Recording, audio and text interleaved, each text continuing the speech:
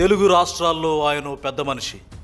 Media మొఘల్గా చెప్పబడే ఆయన ప్రభుత్వాలను శాసించగల శక్తి. కానీ కొన్నేళ్లుగా ఆయన బలం తగ్గిపోతోంది. చేసిన తప్పిదాలే ఆయన్ను వెంటాడుతున్నాయి. సమాజంలో మనిషి అలా ఉండాలి, ఇలా ఉండాలి అని తన మీడియా ద్వారా ఊదరగొట్టే ఆయనకు సుప్రీంకోర్టు గోప గుయ్యమనిపించింది. మార్గదర్శి పేరుతో చేస్తున్న వ్యాపారం చట్టవిరుద్ధమని, లోతుగా విచారణ జరపాల్సిందేనని ఆదేశించింది. దీంతో రామోజీరావు మనీ ప్లాంట్ అయిన మార్గదర్శి కూసాలు కదులుతున్నాయి. లోకం మొత్తానికి నీతులు చెప్పే రామోజీరావు తాను మాత్రం నీతిమాలిన పనులు చేస్తుంటారు. అందుకు మార్గదర్శి కుంభకోణమే నిదర్శనం. ఇది ఎన్నోసార్లు మాజీ ఎంపీ ఉండవల్లి అరుణ్ కుమార్ చెప్పిన మాట. మీడియా ద్వారా తాను సచ్చీలుడనని, తాను ప్రత్యేకమైన మనిషినని చెప్పుకుంటూ వ్యవస్థలకు చట్టాలకు అతీతుడునని భ్రమంలో ఉంటూ వస్తున్న ఆయన్ను సుప్రీంకోర్టు చీవాట్లు పెట్టింది. మార్గదర్శి కుంభకోణంపై ఉండవల్లి ఏళ్ల తరబడి పోరాటం చేస్తూనే ఉన్నారు.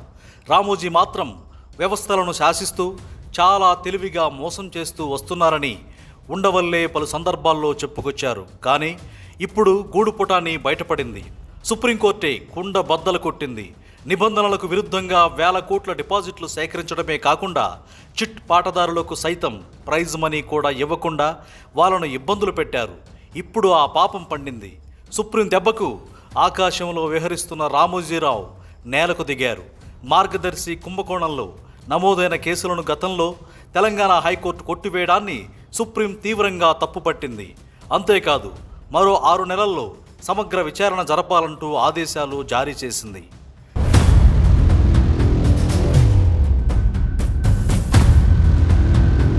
మార్గదర్శిలో దాదాపు 4,000 కోట్ల రూపాయలకు పైనే అవినీతి జరిగిందంటూ ఉండవల్లి అరుణ్ కుమార్ ఆరోపించారు. అంతేకాదు దీనిపై రాష్ట్ర విభజన సమయంలో హైకోర్టుకు సైతం వెళ్లారు. అయితే తీర్పు మార్గదర్శికి అనుకూలంగా రావడంతో ఆయన సుప్రీం తలుపు తట్టాడు. ఇదే కేసులో ఆర్బీఐ కూడా మార్గదర్శిని తప్పుపట్టింది. ఈ క్రమంలో సుప్రీం విచారణకు ఆదేశించింది. సరిగ్గా ఎన్నికలకు ముందు ఈ తీర్పు రామోజీకి పెద్ద ఎదురుదెబ్బ అని చర్చించుకుంటున్నారు. మొత్తానికి నిజం నిలకడ మీదైనా బయటకొస్తుందన్నది సుప్రీం తీర్పుతో స్పష్టమైంది.